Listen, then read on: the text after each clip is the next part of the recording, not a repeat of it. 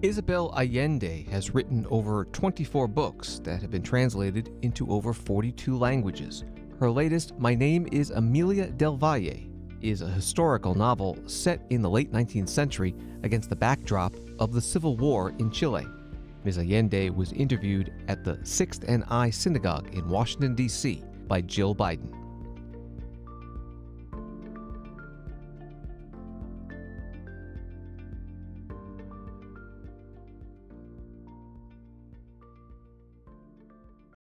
This summer, honor your democracy hero and ignite C-SPAN's America 250 coverage, our 18-month ad-free celebration of our nation's story. Give $25 or more by August 31st at cspan.org/donate to add the person who first showed you democracy in action to our Democracy Hero wall. We'll thank you with a C-SPAN decal. Your gift keeps these stories alive nationwide. Donate today at cspan.org/donate. Thank you.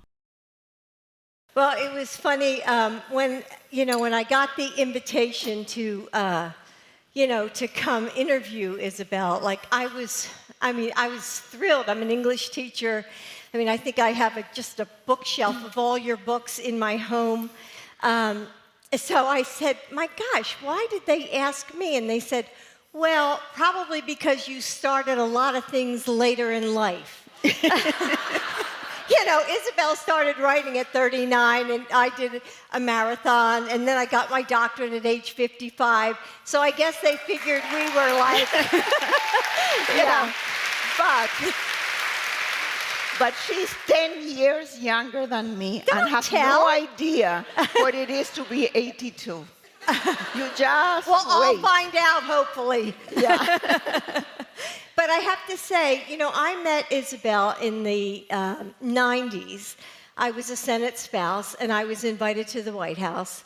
And we were at the same luncheon table. And we talked together, and I was like in awe, as I still am. And we talked books and literature and her books. And then after that, she had just written the book, Paula, about her daughter, and we talked about that experience. And then, like a week later, maybe two, a book arrived, a signed book from Isabel. She had signed the book to me. So, stuff like that, these acts of kindness you never forget. And then, of course, I saw you when you got the Medal of Freedom, which was so amazing. Which was such an extraordinary experience. I always have the feeling that I'm a visitor in this planet, that I'm always a foreigner. And on that occasion, when I got the Medal of Freedom and I could hug the Obamas and all that, I felt that I belonged for the first time. And it was very moving, very moving. I have it hanging on my altar, practically. Well, yeah. And so well-deserved, Isabel. You know what? I see that everybody is female here. No, that's not true. Oh, there's look one. at the guy. Oh, hey, see? My God, where are the men? Guys, what is the most popular genre in literature today? No. Romantasy. And that is women, girls, usually girls, who find an extraterrestrial or some creature that looks like an iguana, and they have this romance and incredible sex for several chapters. Now, what does that say about human males if this is what women are dreaming of? It's just strange. All right, we're going to get to the questions. Yeah. Okay, so in your signature style, there are many facets to the story. I'm sure you're all going to get the book. So war, love, family, self-discovery, and of course, a fierce and independent heroine at the center. So what can you tell us about your book? About the book? About the I book? won't Yeah, they tell want to you much know. because I want you to read it. But Emilia is like so many of my female characters, my protagonists, strong women who take risks, who fall, fail, and get back on their feet. And I don't make them up, Jill. I am surrounded by women like that, mostly through my foundation, that I get to meet women. Many of them are refugees, and others are not refugees, but have very hard lives, and they are not victims. They somehow get hold of their lives, and they have a life, a destiny, and they take care of other people. And those generous, brave women are the models for my books. So I don't make them up. I don't need to make them up. And the rest of the characters, the lunatics in the book, they are all my relatives. With a family like mine, you don't need to invent anything. I think a couple of mine might be in your book as well. Yours could, yeah. Okay. So what did you enjoy most about writing this novel? You know, I love the research that is previous to the novel, to the writing. I start writing on January 8th. So before January 8th, I have the research. And I love it because the research gives me what I was not expecting. And it's the foundation where I will move my fictional characters. But then the joy is the process. I heard Elizabeth Gilbert say once, to some people in the audience who asked, what advice would you give to a new writer? And she said, don't expect writing to give you fame or money. Write because you love the process. And that is what I love, the process. It's like you have pieces of a puzzle, and you have to put them together and make sense. I love that part.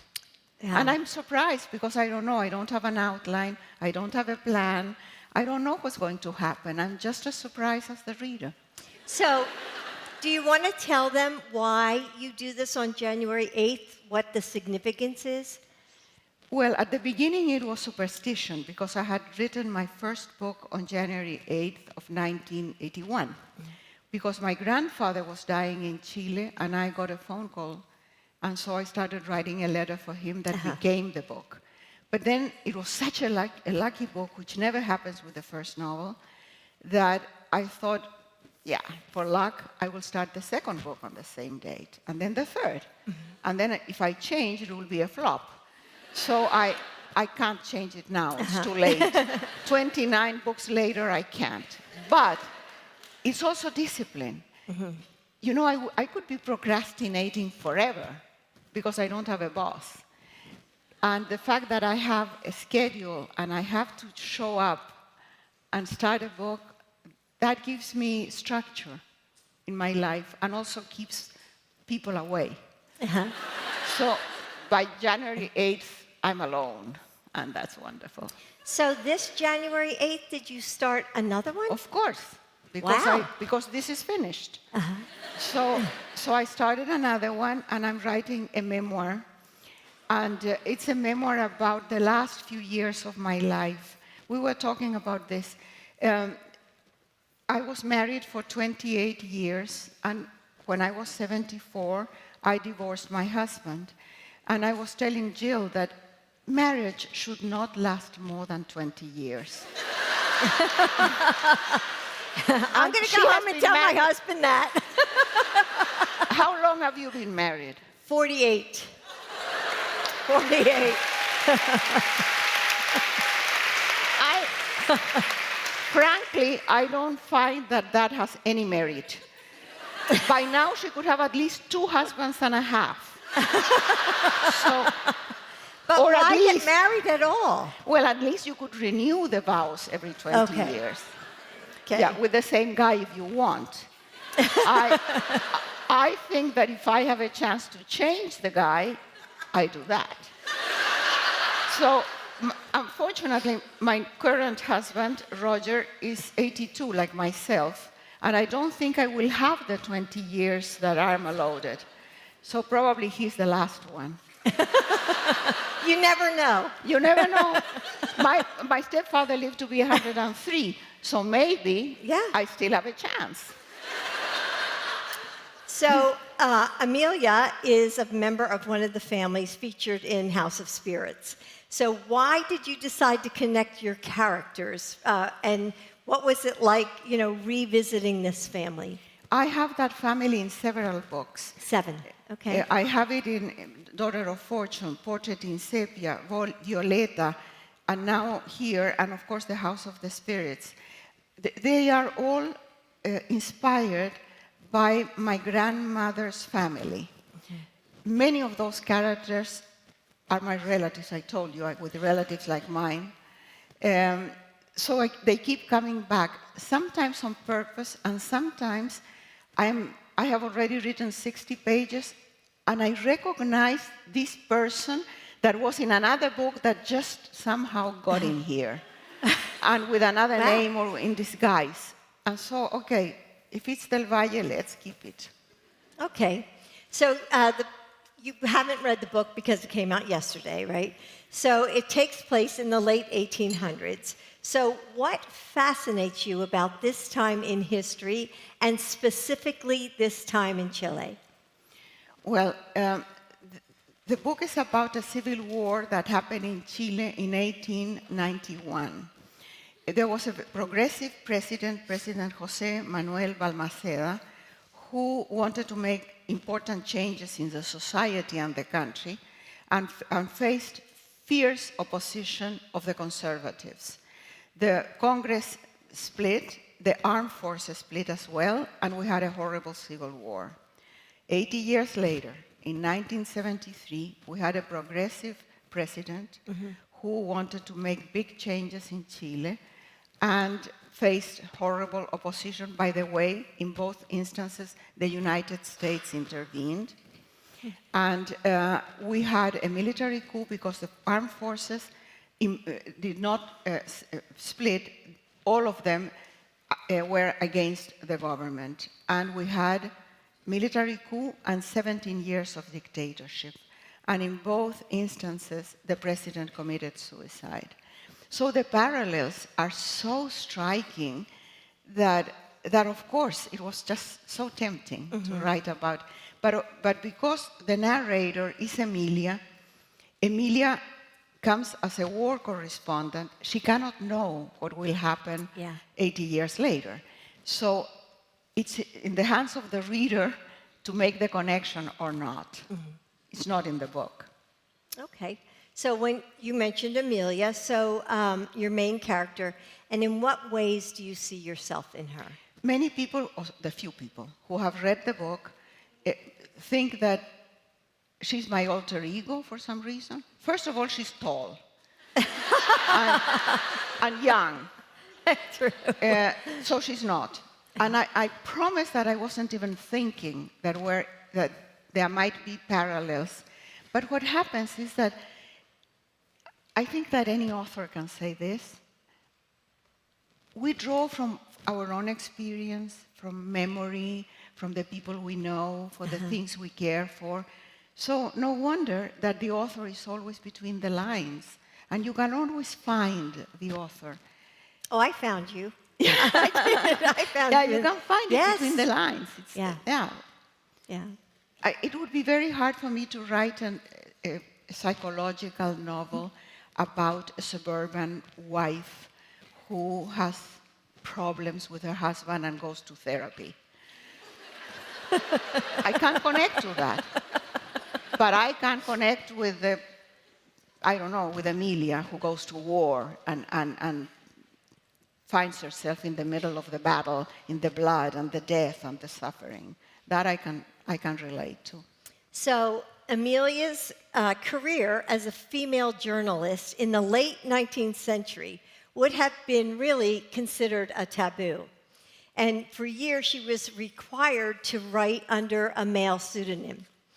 So she says in her book, and I quote this, "Being a woman is a serious inconvenience to success in general, and particularly in a profession dominated by men."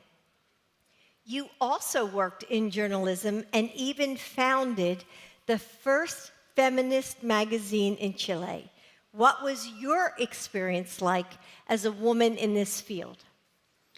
You know, now that I look back, I realize that it was a hard road to travel with a lot of aggression and a lot of opposition, but it was so much fun, so much fun. And at the time, I enjoyed every minute of it. And my mother was always scared that when I started with this thing about being a feminist, the word was not used in Chile. And I was very young. And my mother said, you know what, you can do whatever you want in life, but discreetly. Don't make a fuss. But how can you do a revolution without a fuss? Yeah. And later in life, when we talked about my life as a feminist, my mother said to me, I realized that your life was much better than mine. And I said, Mom, for every blow I received, I could deliver two. So I am very glad with all the struggle and everything that happened. It was fun. Okay. Struggle is always fun, remember that. Well, I will remember that, believe me. This is the time to remember that there's nothing sadder than fear. We have to be brave, take risks, and it's fun. Okay. Yeah.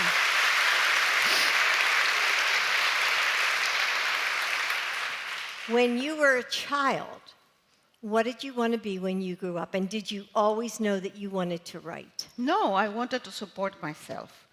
I was 6 years old and people would say, what do you want to be when you grow up? Support myself. That's all I wanted. So I wanted to work and be like my grandfather. Have money, be independent, have a car, have the keys of the house. My mother was really a charity case. She was abandoned by her husband when, she had not given birth to my brother yet. She was pregnant. And I was almost 3 years old.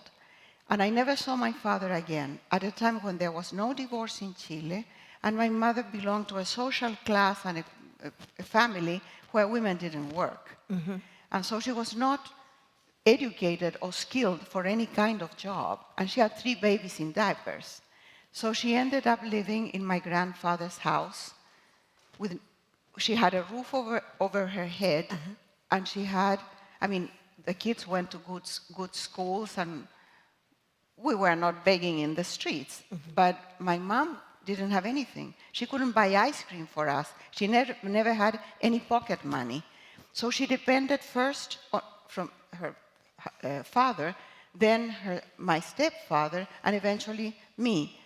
So when she was old, she would tell me, I have been very lazy in my life, and I have paid a very high price for that. And I always remember that because you belong, all people here are young. I don't see any white hair anywhere. You know, They're raising their hand for having white hair? like 3 people. You know, I live in Marin County where everybody has white or gray hair. So I feel among very young people. What was I talking about? I lost it. You know, this happens with age. Okay, so the title of the novel.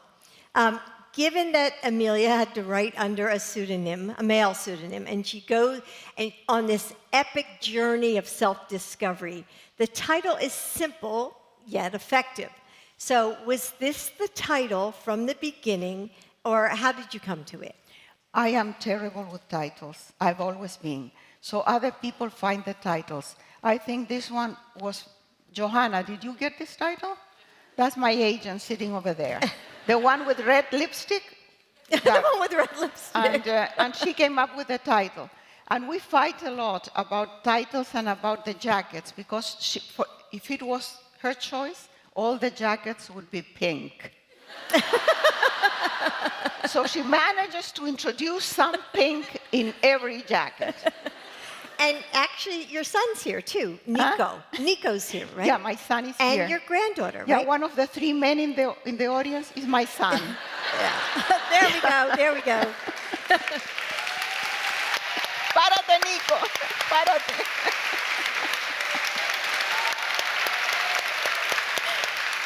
You know, my son is very tall. He was not adopted. He was changed in the hospital. Somewhere there is a woman with a little dwarf. What happened? What happened? Don't believe her. C-SPAN's Afterwords podcast continues in a moment. Now back to C-SPAN's Afterwords podcast. So you have famously said, quote, write what should not be forgotten. So how have you lived this out in your own life? In many ways. I started writing to my mother every single day when I was 16 years old, because she was living in Turkey and I was back in Chile with my grandfather. And we kept that tradition. We wrote to each other every single day for decades. And since 1987, I started collecting the letters, her letters and my copy of mine. And they are classified in boxes by year in perfect chronological order. I have around 24,000 letters. Wow. They are digitalized now, so it's an incredible treasure that I have there. If somebody asks, what would you save if there was a fire in your house? The pets and the letters, and let my husband get out somehow. So I've been writing always, and you know, Jill, if I have to write a letter every day, in the evening usually, I pay attention to what's going on during the day. What am I going to write tonight? That's right. So every day I'm present. It's rich, abundant. And now that my mom died and I don't do this, the days blend into each other and it seems that nothing happens. And if I don't write it, I forget it. It's gone. Don't you find that since your mother is gone, you try harder to be much more aware of the joy that you find in life? No. No? Okay. No. I have joy, and I make fun of this, but I have a very romantic and very good marriage because it's a very new one. I mean, it just began. What's that saying about me then? Well, I don't know what is your experience. What is your experience? Yeah. Let's see. Why should I be exposing my marriage and not you? You notice I'm not saying a word. You see, it's not fair. Not fair. So, did your sentiment to write what should not be forgotten inspire Emilia's resolve? Remember how she kept all those journals? She starts very young writing dime novels. She loves to write. Yes. Most of you have never heard of dime novels, but dime novels was the literature of a time when people were almost illiterate and men would buy them, not women. And these were little novels, not more than 90 pages, that were sold in kiosks and everywhere. And they were always about cowboys and bandits and things like that, very male stuff, and very basic. Yeah, very basic. And so she starts writing that, and then she wants to be a journalist, but she can't with her own. As a woman, That's right. she couldn't do it. So she has a pseudonym. And finally, she is able to go to Chile to cover the war. Now, let me tell you how, when I try to explain how I put together a book, it's always with questions. I have a war, and I don't want to take sides on the war. I want a neutral voice, a neutral narrator. So I will bring the narrator from somewhere else. I say, from where? From the United States. Which part of the United States? California, because I know California and I don't know anything about the red states. And so...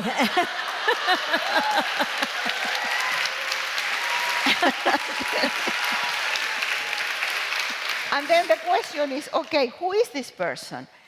And one question after the other. Why would a woman be sent to cover a war in the end of the world? Mm-hmm. Well, she needs to speak Spanish. So I need to give her a stepfather that is Mexican. And then I say, well, what else? She needs to have roots there of some kind, some connection to the country. Okay, so she's the illegitimate child of a Chilean aristocrat that impregnates a nun. Now, I know, wait till you read it. Now, why a nun?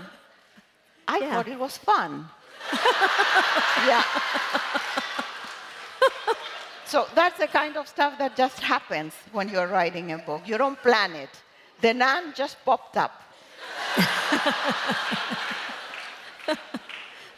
I'm sure they'd be happy to hear that in Rome now. Okay.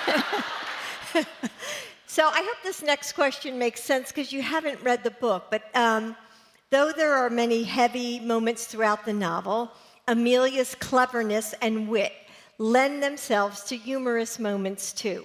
For example, when she's traveling from California to Chile, she's on an American battleship that she sneaks on, and she's the only woman aboard, and she passes the time playing cards with the officers. So what was it like writing scenes where, such as this one, where Emilia is so clearly underestimated and ends up proving others wrong? It's very easy because that has been my life. To be underestimated because I'm a woman and because I'm short. So, yeah. So I have had to prove... There are only short people clapping. Yeah, only the short people. Yeah. But you know what? My stepfather instilled in me the idea that everybody was more afraid than me and that I was the most intelligent person in the room. And she said, no, you go ahead and do it. And I think that's what Emilia does. That's what the stepfather tells her. There's nothing that you cannot do. Okay. As the highest-selling Spanish language author in the world... Wow.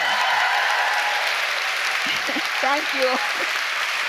Now, Jill, who decides that? Who knows that?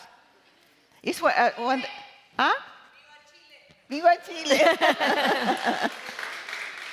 Okay, so this sort of follows on that. So you, with 80 million copies of your books in print, you've probably proven a few people wrong too. When have you felt underestimated? Well, you sort of just answered that all the time, right? Look, when I sent my manuscript to an agent in Spain, the first manuscript, The House of the Spirits, this Catalan woman who was the biggest agent in the industry at the time told me, I like your book, we will have it published. That doesn't make you a writer. A writer is proven with the second book and the ones that follow. And I'm going to tell you that being a woman means that you will have to do double or 3 times the effort of any man to get half the recognition and respect. Mm-hmm. And it has been prophetic. This is exactly what has happened, especially in Chile, I have to say, which is the last country that accepted the fact that I was a writer. They would call me narrator or whatever. Uh-huh.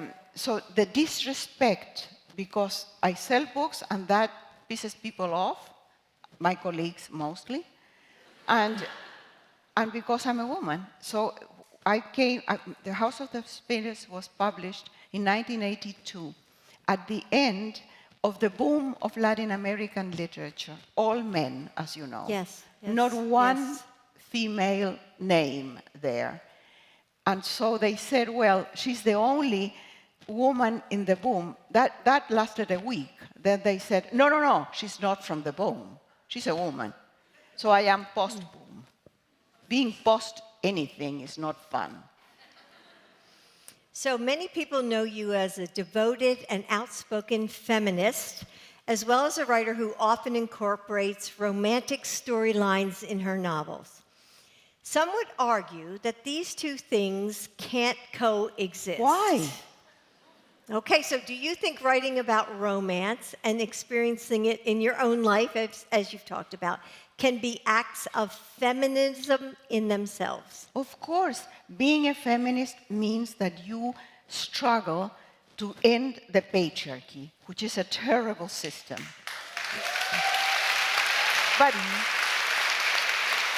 But that doesn't mean that you're not a woman. I'm proud and happy to be a woman. The alternative is terrible. What would I do with it? Really? What would I do with a penis? I wouldn't know where to put it. No. Maybe that's why there are no men in the audience. So I have fun being a woman. I love makeup. I like clothes. I like all that. But I'm also fierce when it comes to defend the rights of women and try to defend women from exploitation, from all the abuse that we have suffered for millennia. So they are not opposites.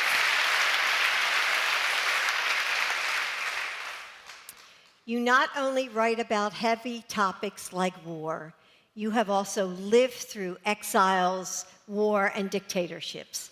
In times that are especially challenging or divisive, what gives you hope? That everything changes. Nothing is forever. Yeah.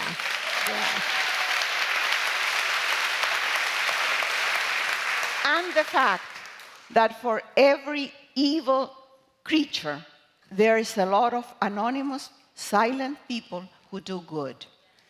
And I see this every single day in my foundation. People who are quietly doing good. You know that in this country there are like 40,000, there were, maybe not anymore in the last 100 days, but there were 40,000 lawyers working pro bono to defend and represent kids in court. Because you can have a toddler that is 2 years old that doesn't even speak Spanish, doesn't speak anything, in front of a judge, answering questions. And the judge can ask, would you accept voluntary deportation to a 2-year-old toddler? Unless he's represented, it's reported. So these 40,000 people who work, there's no glory and no money in it. 99% are women. No kidding. Yes. Wow. Because so when you get to know that, when I see people who are working at the border, so many women that silently are trying to help, it's wonderful. And I believe that most of us do good. Most of us want to have a strong, beautiful democracy here. Most of us. And we will resist. We will defend it.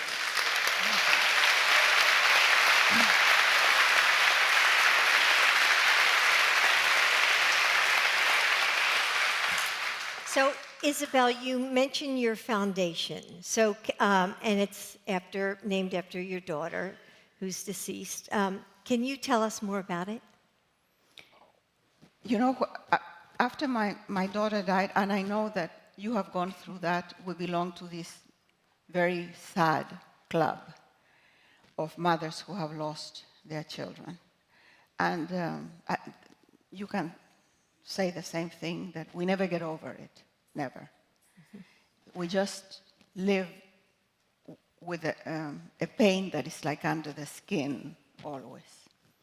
When Paula died, I thought that I would live the years that she couldn't live. And I would try to live them as she would have. And I wrote that book, Paula, and I didn't want to touch any money that came from, any income from that book, because it belonged to her. And I thought, what would she do? She would give it away, of course. And she would give it away in the causes that she always defended, that she always cared for, women and girls. And so that's how the foundation came to be. But I didn't know anything about foundations. Nothing. I would just write checks and send them around. And then, I'm sorry, but I have to repeat this that I already told some other people yesterday. But it was in another city, so maybe it's okay. Sure. At that time, my son divorced. Well, it's more complicated. His wife fell in love with my stepson's fiancé. So, try to imagine. The two women were together, and I have to say they have been together for 30 years, so it was a true love. And my son was left single with 3 kids. Little kids, very little kids. So after a year or so, I realized he wasn't dating anybody. And so I looked for a bride. And that is what you would do. Yeah, I Of think course, I would. of course. So there would be a line, for example, for signing, and I would take a look to see if somebody in the line was the kind of person that Nico might like, and I would ask for the phone number. It wasn't a very effective method. So Nico said, "Mom, don't do this anymore. I'm spending a fortune in restaurants, and this is not going anywhere."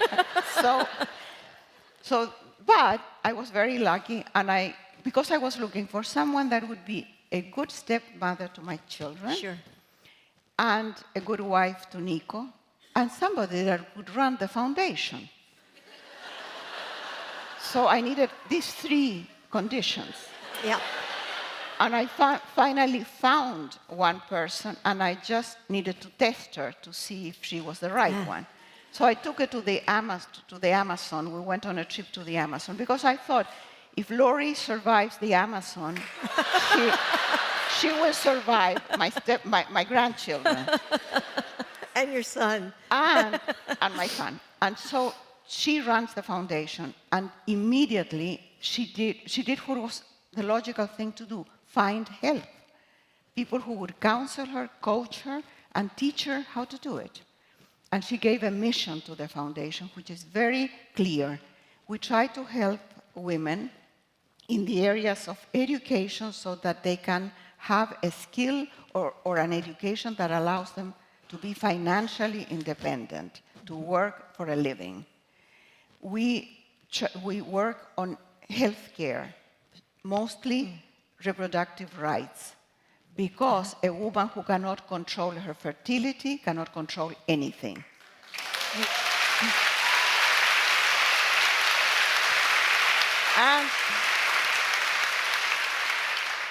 And we try to free them from exploitation and violence, that women are subject to exploitation constantly everywhere. So that's the mission of the foundation. And I think Paula would be happy. I think this is what she would have done. That's great. Yeah. So what are some of the most important things you've learned either about the world or about yourself from writing historical fiction?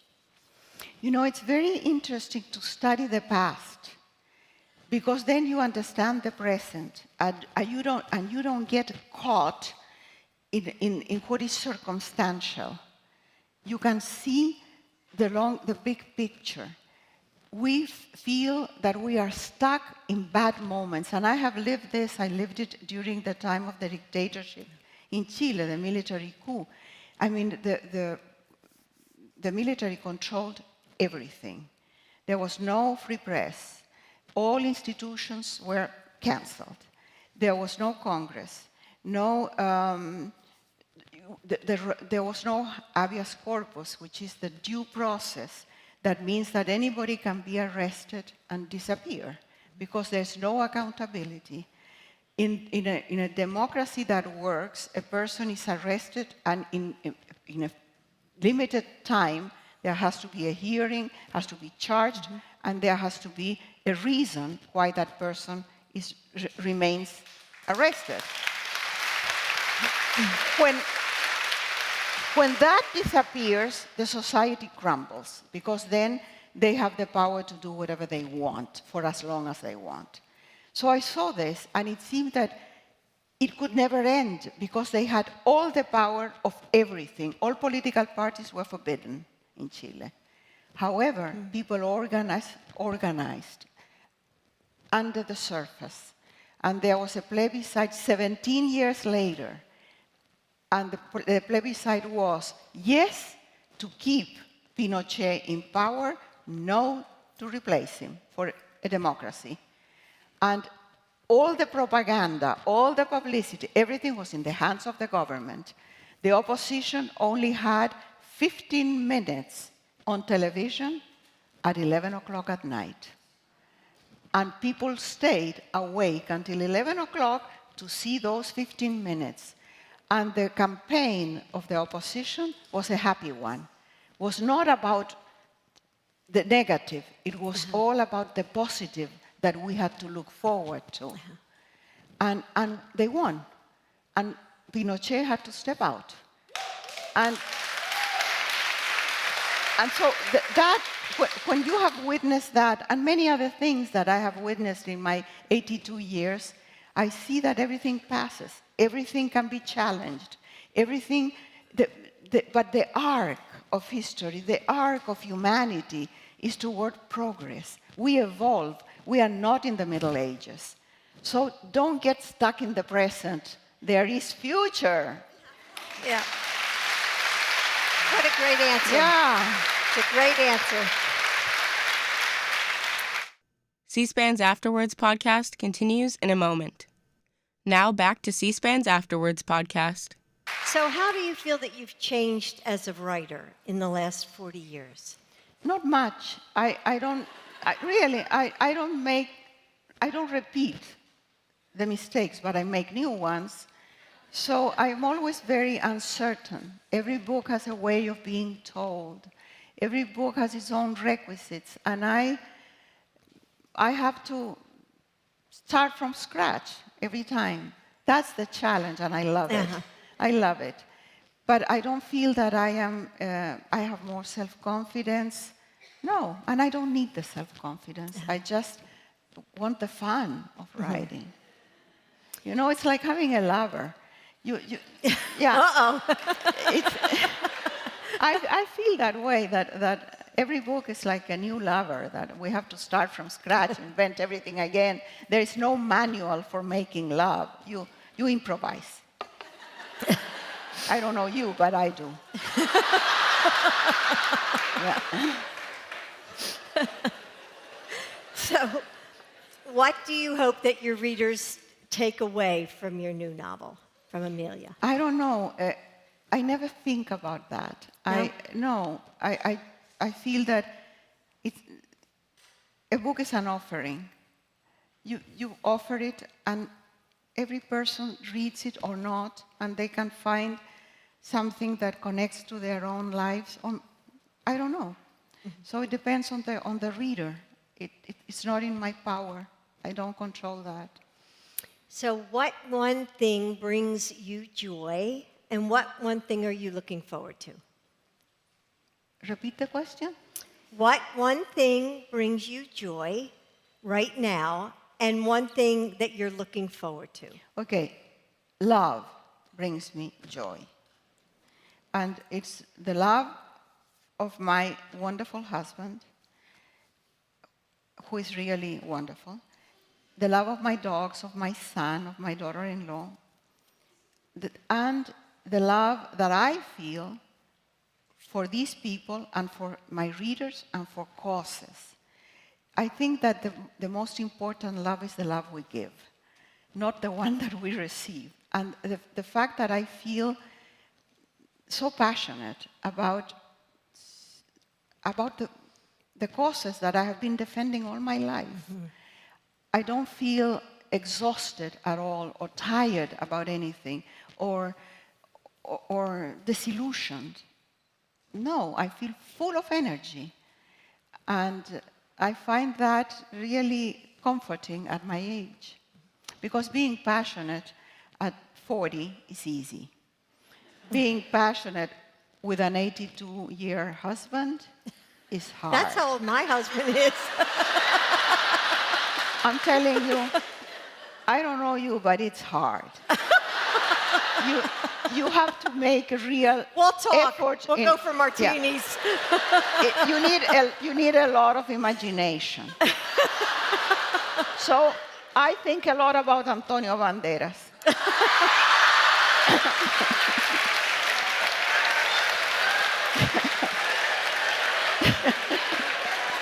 Okay. So I have one more of my questions before I go to the audience's questions. So in your book, The Soul of a Woman, which I just read, great book, you say, mothers are the trees with firm roots. And I feel, that so resonated with me because my own mother was really the source of strength in my life growing up. And Mother's Day is this Sunday, and for some, it's a day to celebrate. For others, it puts a spotlight on the ever-present loss that we feel. And as Isabel said, we have a lot in common in that we have both lost our mothers, and we've both lost a child. So it's kind of bittersweet, at least for me. So I wanted to ask you, Isabel, how do you mark Mother's Day, if you mark it at all? I don't know. I'm always expecting that somebody will mark it for me, but they forget. Nico! I'm always waiting. That's not true, right? I'm always waiting for some flowers that never come. But I carry my mother with me. I have the photographs of Paula and my mother on the sink, where I brush my teeth twice or three a day, sometimes three. And I can talk to them. I see them. They are so present in my life. I've always felt that Paula is inside me and I'm living her life. And I feel that my mother is also like part of a chain, We are all linked. We are all together. Especially, I think, mothers and daughters. Because, in a way, we carry something that is like a common soul that is very important. But being a mother is not pleasant. I mean, this idea that motherhood is sacred, I think that motherhood is a lot of work. Oh, for sure. A lot of work and very few rewards. Very few. Sorry, Nico. All right, so... It's much better to have dogs. So there were a lot of questions from the audience. So these are all from you. So, I read these and I thought, my God, they're like an essay question. They have part A, part B, part C. So, don't kill the messenger. I'm just reading their questions. Okay. Don't Okay. kill the messenger. So, Andrea, there's probably a couple of them in the audience, so I don't know which one, asks, how has your Latin American identity evolved throughout your life as you navigate between cultures with living outside of Latin America while continuing to write about its history and spirit? I am often asked by young people who are immigrants, not only Latin American immigrants from other places, how do I manage to live in another place and try to adapt? What I always say is we can have the best of everything. We don't have to leave behind our food, our music, our language, nothing. We can have it all. And I think that being bicultural is wonderful. Oh, good. It makes us richer in every way. I love it. I really love it. So Marcella asks, if you could write a letter to the woman you were when you first published House of Spirits, what would you say to her? Be patient. Don't give up. Keep going and don't hurry up. Because I've always been overworked, and now that I look back, I regret that I worked so hard, and I have I could have had more fun. Okay. So Katie wants to know, as a feminist and activist yourself, how would you advise women today to support each other and fight against the loss of human rights and freedoms? Okay, women can lose everything that their mothers and their grandmothers have acquired with great struggle if they are not vigilant. The first thing that happens when there is a crisis of any kind, war, occupation, a dictatorship, fundamentalism, you name it, women lose their rights. So we have to be really informed, connected, and vigilant. And otherwise, we can lose it. And probably, Jill, that goes for everything, not only for women's rights, but for every right. We have to be alert so that we can defend and protect what we have. Okay, this is a question I actually get asked a lot. Your characters often face loss, yet they learn from tragedy. What do you think makes some people more resilient and able to move on after loss? I don't know. I can't answer that, but I know what has helped me. I think that after Paula died, what helped me was the love of a few people that were around me. I didn't feel alone. Often when a tragedy hits a real important loss, we sort of go inside. We become like isolated. And that's the worst thing that we can do. I think that if we can share the grief, it's much more bearable. Okay. Sharing it, opening up. Everybody has losses. And everybody can understand when you have a loss. And the other thing I would say is that when a friend or someone that you love or that's close to you has a loss like that, we don't know what to do. We feel that we don't want to. How do we approach it? Just show up. Because showing up is enough. You don't have to do or say anything. Just show up. Okay. You often write strong, complex female characters. Do they come to you fully formed, or do they evolve as you write? Usually they are modeled after some people that I know, through the foundation especially. I wrote, for example, a book called about the wind. I don't remember the title. What's the title? ¿Cómo? Well, whatever, the wind. And Is this what I have to look forward to? I'm afraid so. And that's a story that I got through the foundation. It's the story of a little blind girl that was separated from her mother at the border, and what happened to her. And so sometimes the character just is there. And I have lots of stories that I can tell because of the foundation. But often, 2 or 3 people are the models for one character. And I pick up from here and from there and from there, and the character sort of comes to life. And sometimes, like Emilia and like Sarité in one book that I wrote about slavery, and a few others just appear. You know, it's like they exist in another dimension. And when I start writing, they just knock at the door and say, "Hey, I've been waiting to be told." Yeah, they come fully formed. Okay, so following on that, Amy wants to know who was your favorite female character to write about, and who, if anyone, inspired that character? Clara del Valle in The House of the Spirits, because she was my grandmother. I didn't have to invent her. My grandmother was crazy and wonderful. And she spent her short life experimenting with the paranormal. So she would have seances every Thursday, and around a big Spanish table that I have in my house right now, very heavy table. and she would invoke the souls of the dead, which came, apparently. I never saw this, but this is what the legend tells.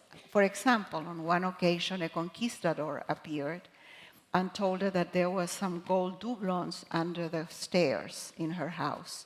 So she demolished the stairs, and the coins did not appear. So she had another seance, and the conquistador said, well, I'm sorry, if that was 500 years ago, things have changed. It wasn't exactly under the stairs, it was in the dining room.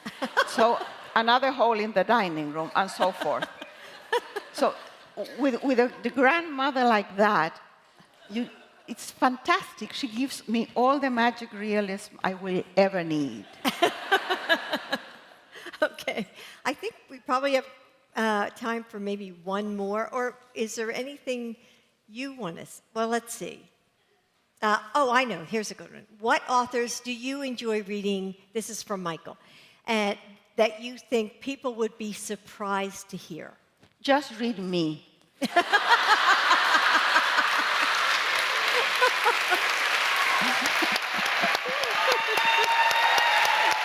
you. Yeah.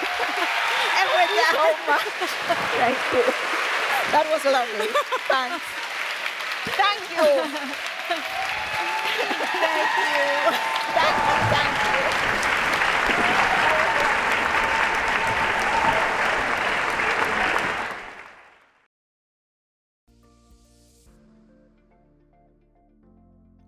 Next week on this podcast, Empire of the Elite by Michael Grinbaum. It's an inside look at the Condé Nast publishing empire.